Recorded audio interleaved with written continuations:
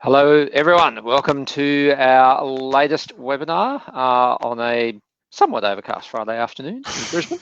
I'm Chris Irons from Hines Legal. With me, as always, Frank Higgins, and also from Hines Legal. Surprise, surprise. Welcome, Frank. Yeah, hi, Chris again. Welcome everyone, thanks for taking the time. Bit of a quick acknowledgement today for Look Up Strata, who are sort of with us today, looking on and have pushed out the event through their channels. Thanks, Nikki.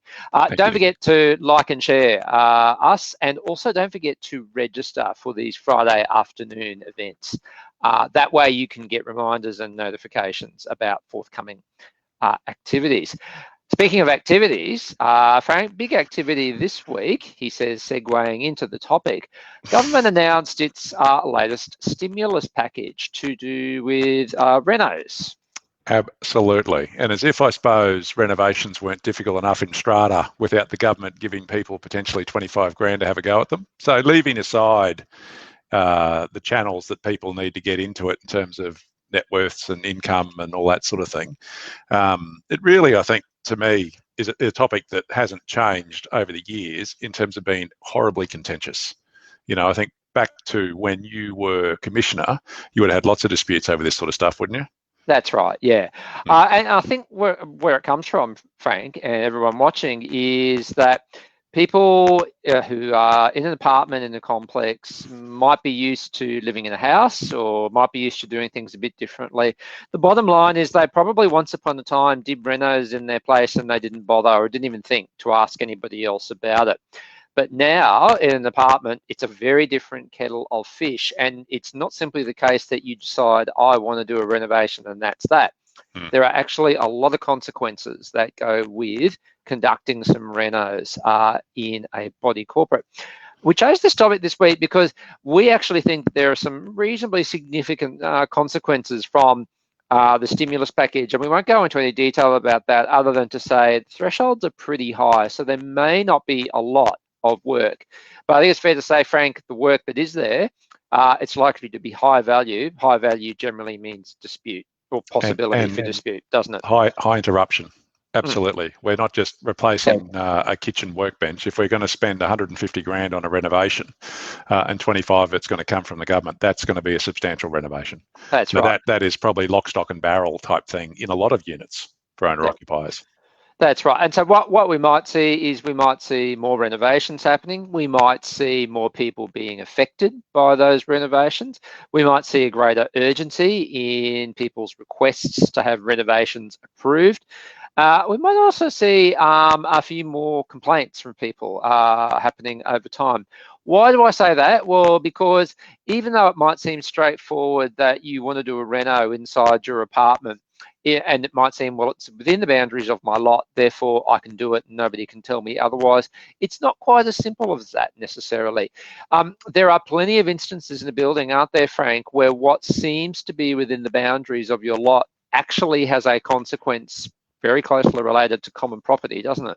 Absolutely. And I think, you know, there's always, go back to ground zero in terms of disputes, who owns what property, who's responsible for maintaining particular bits of property. And I suppose the legislative definition in itself is relatively simple.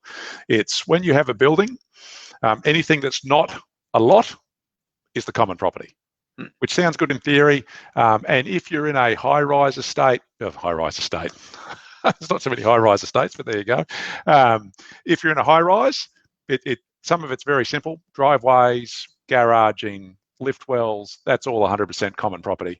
And usually going inside your front door is then, once you're inside that, that's your property. But in terms of renovations, you can definitely muck around with some common property elements inside there doing a renovation. In low-rise estates or townhouses, and this is even gets a little bit more twisty in the sense of all high-rise towers are going to be building format plans. So effectively, you own sort of middle level of the boundaries of your lot is what you own. And if the building fell over, you'd own a piece of airspace. In townhouse estates, there's actually a different position where the lots might be building format lots or they might be standard format lots. And so in a standard format lot, you own a piece of land. So if that building burnt down, then that land's still yours. But if the buildings have been constructed on them in terms of building format lots, then you're almost like a high rise. So even those simple things, and people sometimes confuse standard module and standard format lots, don't do that. The use of the word standard there twice isn't helpful at times. But it is really, even that explanation, which I suppose is, to me, comes second nature because I've had the conversation 1,000 times. If you've just bought your property in a building, you might not know. That's right. Car parks can be on title, storage areas can be on title, exclusive use areas are still common property, but a backyard could be that, or it could be on title if you're in a standard format lot. So there is a massive issue with characterisation of what is lots and what is common property from time to time, and that is a lot of the times when we're engaged up front in terms of people having issues. And what that does is highlight our first point from today. Point 1, don't assume anything. Yeah. You say that you don't have to get approval. You say that that's within the boundaries of your lot. Can you be 100% sure about that? If you cannot be 100% sure, you really shouldn't be proceeding until you are. That's what I'd be saying there. And at least engage with the committee about it. Having the conversation is not a bad thing, rather than charging on regardless, because that's where the fights start. And if you're not sure, the Commissioner's Office, again, the office that Chris used to be the Commissioner of, has a plethora of information online about, and I suppose we can send the link out and show it later, Chris, but so much information there to help people understand what is lots, what is common property, the different type of plan formats, some essential maintenance responsibilities and those sorts of things. That is a very, very good place to start, rather than just make an assumption. That's right. That's right. And look, let's be clear. It's not as though this is designed to say to people, don't do renovations, it's a bad idea. That's not the case at all. It's about getting you thinking about some of the consequences. And there's actually a fair few indirect consequences that you need to consider. Some of the ones that I would suggest you need to be keeping in mind is noise. Noise is a classic one when you're doing renovations. Again, you might say to yourself, well, I'm just renovating my kitchen. Nobody needs to know about that. Fair enough. But if renovating your kitchen means that jackhammers start at 6 o'clock every morning, tools up at 6, that's a problem, quite possibly, for your neighbours below you, particularly if there is a noise bylaw about that in the building. Very similar, dust and rubbish, and the potential for that to impact other people. Access to common areas. What if the way in which tradies coming to do the work, they can only access through one area in the building, particularly if they use the lift constantly in that period, and the lift is used in such a way that makes it very difficult for anybody else to use it. That is an issue for the building. What about if the tradies... Mate, I suppose you overlay social distancing on that at the moment too, isn't it? I suppose, ladies and gentlemen, Chris and I don't necessarily prepare deeply for these things. We've done a lot of seminars over the years. So, you add limitations on people in lifts and tradies monopolising them going up and down with materials. That's right. There is such a thing, and we talked last week about nuisance. Nuisance actually relates to other things other than people, of course. And if your lot is causing nuisance, for example, noise, dust, detritus, whatever, that can actually be an issue to be pursued under the legislation. And then there's also the issues of appearance and aesthetics as well. The body corporate, that's all of the owners have a responsibility to maintain common property, and they do have some responsibilities to consider the appearance and aesthetics of the building for all occupiers and owners as well. The flip side of all of that is the committee. They don't have 100% absolute control to know everything that's going on, do they, Frank? No. That's really where bylaws come into it. So, and I suppose a bylaw 101, for those of you that are interested, want to look up section 180 of the BCCM Act. That's basically almost the Bible for bylaws. Only 8 subsections there, but one of them says that bylaws can't be prohibitory in nature. So bylaws can only be regulatory. So what that means is a bylaw that says you cannot renovate your unit is completely unlawful. But a bylaw that says that before you renovate your unit, you must come to the committee to seek approval of that is going to be a hell of a lot more towards the lawfulness side of things. And that's not to mean that the committee is going to be able to say no. And certainly over the years, reviewing bylaws is one of the things we do for bodies corporate. Probably the most extreme renovation type bylaw I've seen went for 2 pages of a CMS. And to me, that's not the way to approach it, because each bylaw is, each renovation is different. Each unit is different. You're going to have a different set of rules for a unit on the ground floor than you might have for a penthouse, by virtue of the fact simply that there's no one underneath it that's going to be affected in the ground floor unit. So to me, the way it should work is that, and this is what bylaws should provide for, is that before someone makes or starts renovating their unit, they go to the committee and say, this is what I'm doing, this is the basis for it. And at that stage then, there's an interaction between the committee and the owner about any conditions that the committee might want to apply to that renovation. So that might be, don't start jackhammering before 8 o'clock in the morning. It might be that the tradies at the end of every day, this is one I still remember, where must have been one of the sheet walls. I've got a brother that's a plasterer, so he would know this, but when they put them up, sand them down, there's lots of dust lying around. So the tradies leaving when they had done the walls had tracked white footprints through the carpet the whole way backwards and forwards, basically all day. So there was almost a snail trail in a sense. You knew exactly where they'd gone. Yeah. So one of the conditions were that tradies clean that up at the end of every day. So those sort of things are what committees can then regulate in relation to specific approvals. And the other thing to remember about committees is that there isn't this thing called a committee that's just floating around and you go to them and they will give an approval there and then. So you can't just rock on up with your plan to do renos, and particularly if it's a plan that needs to be approved, chuck a big load of plans and paperwork on the committee and say, here, approve that. Oh, and by the way, I need that approval tomorrow because that's when the tradies are here. Committees are decision-making by group. They generally have to have a bit of time and notice to meet.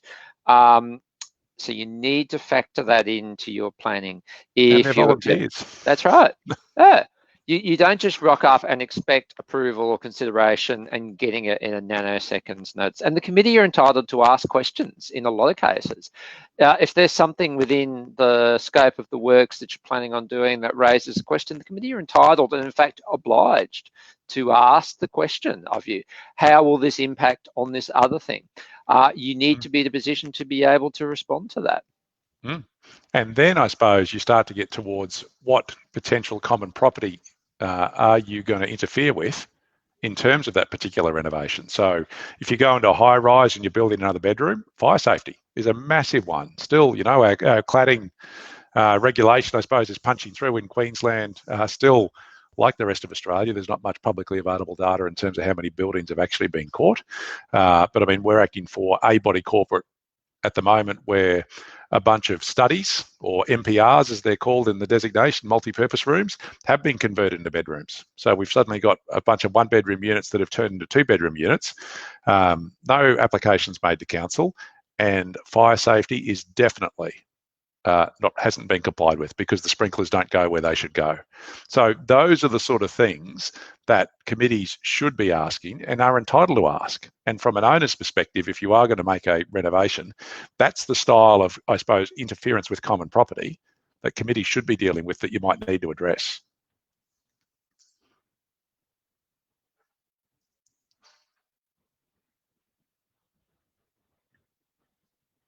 Chris, I've just lost your voice. Can't hear you. Nope. Why would that happen?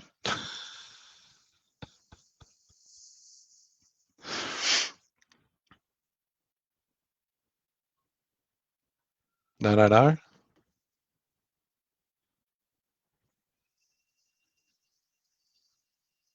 Oh, and Chris is gone. So he will come back soon, which I suppose leaves that with me. So where we certainly get to from a committee perspective is, again, they've still got in Queensland an obligation to act reasonably, and that I think will always remain. But even across the states, it's worth, from my end, and this is really what Chris is bringing to you there, Chris? I'm here now. Your beauty. This is technology. It's a wonderful thing, isn't it? We're in a live Channel 9 studio. We might be better off. But this is, to a degree, a best practice process across the country, because what people don't like is surprises. And That's what right. people don't like is having effectively renovations thrust upon them with no notice when they're in a volunteer capacity. And that's certainly what committees are, and they're guided by strata managers. So where I think best practice for me really gets to is that people or buildings should have their own set, I suppose, for a better phrase, of renovation rules or renovation guidelines. Those don't necessarily need to be part of a bylaw, and making them part of a bylaw doesn't make them valid. That's a really important thing. We get that misconception a lot, is that, well, it's in the bylaws, that must be it. Well, no, it's not, because bylaws cannot be oppressive or unreasonable. So if there is some over-the-top condition in the bylaws that the committee can't effectively comply with, or shouldn't be complied with, that doesn't make it right. Absolutely. Absolutely. So look, with that in mind, if you are the lucky recipient of an incentive stimulus to do some renos, or even if you're doing a reno, what do you need to think about from both the owner and the committee's perspective? Well, first and foremost, get yourself familiar with the rules around improvements to lots. My former office sets that out very neatly and concisely on its websites. There might be, in its websites, there might be some instances where you don't need approval at all. Well and good. But if you do require approval, then and for example, you need to make an improvement to common property, the committee can approve it. Committee can approve it in some instances, depending upon the dollar value. And if it's above that dollar value, then it has to go to a general meeting. So that's a general meeting of all owners. So that's step one. An improvement to common property for me might be you want to put a deck and a spa out in your exclusive use backyard area. Yep. That's right. That's right. So after that, you then need to be asking yourself, is there a bylaw I need to comply with? And it's not just a bylaw about renovations, it's a bylaw about noise. It's a bylaw nuisance. It's a bylaw it's about even a bylaw. It might just be a health directive as well. Can special distance of people at a given time? Definitely had a few of them, and they've certainly petered off over the last couple of weeks, but those, yeah. Absolutely. It's not just a bylaw either. You need to have a look at architectural code. As Frank said earlier, that won't be the case in all buildings, but it is actually the case in some buildings, and they can be very detailed. Mate, what I'd say is probably where to find the bylaw code in Queensland is in the community management statement. So ideally, if potentially if they've got we'll have that.